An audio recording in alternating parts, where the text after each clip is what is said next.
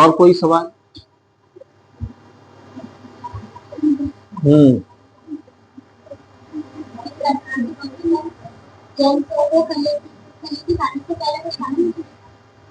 ہاں یہ سوال کیا ہے مسکان بہن نے بہت اچھا کہ عید الاضحیٰ یعنی بقرہ عید میں مرد حضرات کو قربانی کی کلیجی سے پہلے کچھ کھانا چاہیے نہیں چاہیے، یہ سوال ہے۔ تو دیکھیے گا جس طریقے سے جمعہ کے دن کچھ سنتیں اسی طریقے سے عید کے دن کی بھی سنتیں، اور اسلام میں دو عید ہیں، ایک عید الفطر ہے ایک عید الاضحیٰ ہے۔ عید الفطر میں اور عید الاضحیٰ میں کچھ سنتیں ایسی ہیں جو کامن، جیسے نہانا، صبح سویرے اٹھنا، دونوں عیدوں میں اپنے پاس جو اچھے سے اچھے کپڑے وہ پہنے، خوشبو لگائے، مسواک کرے، یہ سارے دونوں عیدوں میں مشترک ہے۔ البتہ جو دو چیزیں وہ تھوڑی سی علیحدہ ہیں۔ عید الفطر میں نیچی عید میں مرد حضرات نہا کر کپڑے پہن کر عید گاہ کی طرف جائیں گے تو تکبیر تشریق آہستہ آہستہ پڑھیں گے، اللہ اکبر اللہ اکبر لا الہ الا اللہ اللہ اکبر اللہ اکبر وللہ الحمد، سمجھ آ گیا۔ لیکن بقرہ عید میں یہ سنت یہ ہے کہ مرد حضرات عیدگاہ جاتے وقت، جامع مسجد جاتے وقت، عید کی نماز پڑھنے کے لیے مسجد میں جاتے وقت یہ تکبیر تشریق زور سے پڑھتے ہوئے جائیں گے، اللہ اکبر لا الہ الا اللہ اللہ اکبر اللہ اکبر وللہ الحمد۔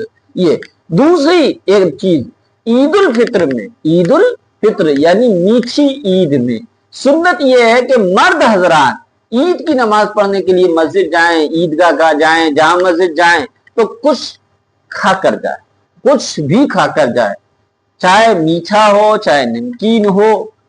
اللہ کے رسول نے فرمایا ایک آدھ چھوارا ہی کھا لیں، اور چھوارا بھی طاق عدد میں کھائیں، کھجور یا چھوارا طاق عدد 1 3 5 7 9 11 جو بھی جتنا بھی کھانا چاہیں، یہ سنت ہے۔ عید الفطر میں کھانا سنت ہے، کھا کر جانا سنت ہے۔ کیوں؟ کیونکہ اللہ کے رسول صلی اللہ علیہ وسلم کے طریقے سے یہ ظاہر ہو کہ آج عید کا دن ہے، روزانہ ہم فجر سے پہلے جو سحری کا وقت ختم ہو جاتا تھا کچھ نہیں کھاتے تھے، آج وہ دن ختم ہو گئے، آج اللہ کا حکم ہے، اللہ کے رسول کا حکم ہے کہ کھائیں گے تو کھائیں گے۔ تو اس لیے لہذا وہاں پر ہم نے کیا کرا، ہم نے وہاں سنت کا جنازہ نکالا، اور وہ نکالا گھر کی خواتین سے۔ اس لیے میں کہتا ہوں کہ لڑکوں سے زیادہ لڑکیوں کو دینی تعلیم دلائی جائے، کیونکہ ان سے پورا معاشرہ، خاندان، نسلیں دینی وجود میں آ جاتی ہیں، ورنہ تو رسمی نسلیں پیدا ہوں گی۔ تو ہماری عورتوں نے کیا کرا، نہیں کھاتی، سنت ادا نہیں کرتی، بلکہ اس کے اپوزٹ یہ کہتی ہیں عید کے دن آدھے دن کا روزہ ہوتا ہے۔ حالانکہ روزے کا عقیدہ رکھنا بھی غلط، روزہ ہوتا ہی نہیں ہے، کوئی روزہ رکھ بھی لے گا تو اس کو روزہ توڑوانا پڑے گا، روزہ رکھنا جائز ہی نہیں ہے عید والے دن۔ اس لیے اللہ کے رسول کی سنت کے مطابق کچھ نہ کچھ کھانا چاہیے۔ بقرہ عید میں سنت یہ ہے کہ صبح فجر کی نماز پڑھو، نہاؤ، مسواک کرو، خوشبو لگاؤ، کپڑے پہنو، جلد سے جلد عیدگاہ کی طرف جاؤ، اور کچھ بھی نہ کھاؤ۔ کیا نہ کھاؤ؟ کچھ بھی نہ کھاؤ، تکبیر تشریق زور سے بآواز بلند پڑھتے ہوئے جاؤ عیدگاہوں کی طرف۔ یہاں سنت ہے عید کی نماز کے بعد اپنی قربانی میں سے کھاؤ۔ کیا کہو؟ اپنی قربانی میں سے کھاؤ۔ کیوں یہ سنت کیوں کرا؟ اس سنت میں بڑی حکمت ہے۔ پہلی بات تو یہ کہ پیارے آقا کا عمل، اور پیارے آقا کا عمل نجات کے لیے کافی ہے۔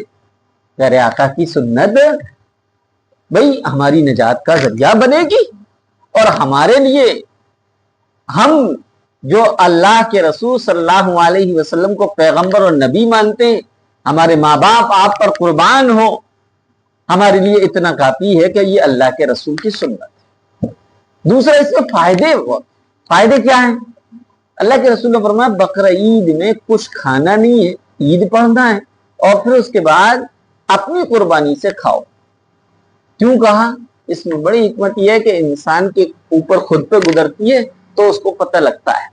اب ہر کوئی جو جائے بغیر کچھ کھائے ہوئے جائے گا तो जल्दी से नमाज पढ़ के जल्दी आके कुर्बानी करेगा, अपने पेट का इंतजाम होगा तो गरीबों के यहाँ भी चल जाएगा, उन लोगों के यहाँ भी चले जाएगा जिनके यहाँ कुर्बानी नहीं हुई है।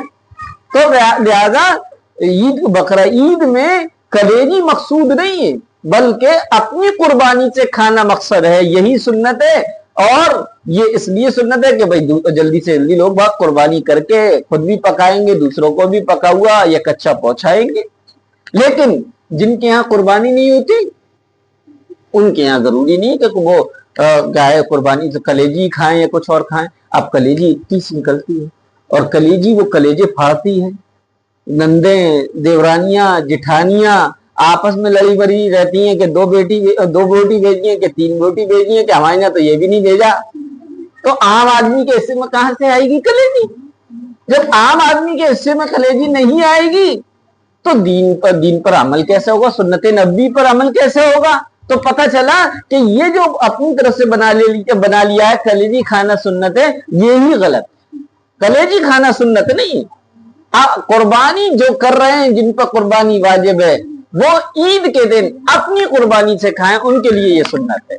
और जिनके यहाँ कुर्बानी नहीं होती वो भैया ईद के बाद चाहे सेवैयां खा लें, कुछ भी खा लें, लेकिन सुन्नत उनको भी अदा होने का सवाब मिल जाएगा। कौन सी? कि इन्होंने ईद की नमाज के बाद खाया। समझ में आ गया? अब कुर्बानी का गोश्त आ जाता अच्छी बात है, ना आए तो भैया वो कुछ भी खा लो, सेवैयां खा लो, कुछ भी खा लो। लेकिन इसमें एक और चीज है, अगर कोई शख्स बीड़ी पीता है, सिगरेट पीता है, गुटखा खाता है, पान खाता है और बगैर उसके एक पल भी नहीं रहता है। अब मस्जिद में 7 बजे, कितने बजे हैं? ईद की नमाज 7:30 पे, फजर हो गई कितने बजे? 5:05 पर फजर हो गई, फजर पड़े आए। अब 5:20 तक चलो फजर पढ़ के आ गए, 5:20 से लेकर 7:30 तक इतने 1.5-2 घंटे कैसे गुजारे वो बेचारा? क्या करेगा? गुटखा फाड़ेगा और डाल लेगा, तो उसकी सुन्नत तो अदा हुई नहीं, क्योंकि ये तो ईद की नमाज से पहले खा रहा है। तो उलमा ने लिखा है कि खाना ये जो है बतौर ग़िज़ा नहीं खा रहा। सिगरेट पीने वाला सिगरेट बतौर ग़िज़ा के नहीं पी रहा, इसी तरीके बीड़ी वाला उनको भी सुन्नत का सवाब मिल जाएगा, बशर्ते कि उन्होंने बीड़ी और सिगरेट और गुटखा, तंबाकू और पान ही खाया हो, इसके अलावा कुछ और ना खाया हो। समझ में आया क्या? तो ये कलेजी जाने कहां से आई है समझ में नहीं आए कलेजी। अलबत्ता आप लोगों से मैं सबसे पहले एक दरख्वास्त ये करूंगा, क्योंकि कुर्बानी का महीना आने वाला है, आप लोगों के यहाँ जिसके यहाँ भी कुर्बानी होती है, सबसे पहले कोशिश करिए आप अपने घर में ज़हन बनाइए, कुर्बानी होते ही जितनी जल्दी हो सके आप कुर्बानी का गोश्त दूसरों तक पहुंचाइए। वरना हम लोगों की गुर्बत में हमने वो जमाना देखा है, अम्मा ने प्याज और टमाटर काट के रख लिए, शायद इंतजार कर रही है कि देखो हम आके बताते देखो वहां पर भी उनकी नाली में से भी खून आ रहा है, उनकी नाली से भी खून निकल रहा, वहां भी हो गई, वहां भी हो गई, वहां भी हो गई, खबर ला के देते रहते थे, लेकिन कोई गोश्त के 2 बोटी ला के देने वाला नहीं होता था। तो फिर क्या होता था? ये होता था कि आए के देख के अभी कुछ नहीं आया, चलो लौट गए, फिर आए कभी कुछ नहीं आया, कभी कभी आ जाता था तो इतना थोड़ा होता था कि 2 बोटी, 1 हड्डी, एक चिकनाई, अम्मा प्याज और टमाटर इतने काटे होते थे। और बोटी जो 2 या 3 लोगों के यहाँ से कुर्बानी का गोश्त आया होता था, मिला के 100 ग्राम भी नहीं हो पाता था, 200 ग्राम भी नहीं हो पाता था। तो बहरहाल कुल मिला के कोशिश ये करें कि हम बुहार ना जिनके यहाँ नहीं होती उनको तक पहुंचा, जिनके यहाँ होती है, चाहे वो आपके उस्ताद हो, चाहे वो आपके इमाम हो, चाहे आपके नाना हो, चाहे मामू हो, चाहे दादी हो, घूसट रिश्तेदार फुप्पो क्यों ना हो, उसके यहाँ कतान ना पहुंचाओ। हाँ, जिनके यहाँ पर नहीं होती उनसे आपकी बोलचाल या लड़ाई ही क्यों ना हो, तब भी उन तक पहुंचाओ। समझ में आ गया?